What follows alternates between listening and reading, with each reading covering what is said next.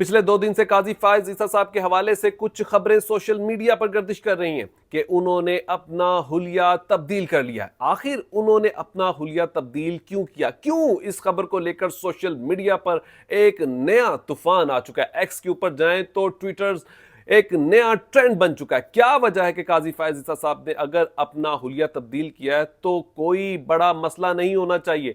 अब इस हुलिये के ऊपर भी सोशल मीडिया पर आखिर बहस क्या की जा रही है? कहा जा रहा है पाकिस्तान तहरीक इंसाफ के जो एक्टिविस्ट हैं, जो पाकिस्तान तहरीक इंसाफ के रहनुमा हैं, उनकी जानिब से कहा जा रहा है कि आपके किए हुए गलत फैसले आपका हुलिया तब्दील करने पर उसने मजबूर कर दिया है। दूसरी तरफ जो काजी फायज ईसा साहब से मोहब्बत रखते हैं, उनकी जानिब से कहा गया कि मॉडर्न कंट्री में रहते हैं, अगर चेंज कर भी लिया तो इससे किसी को कोई मसला नहीं होना चाहिए। लेकिन दूसरी तरफ अगर पाकिस्तान तहरीक इंसाफ और कुछ यूट्यूबर्स कह लें या कुछ बड़े एंकर्स की जानिब से अगर बात करें तो भरपूर तरीके से तनकीद की गई है और बताया गया है कि आपके किए हुए फैसले अब आपको आपका हुलिया तब्दील करने पर मजबूर कर दिया है।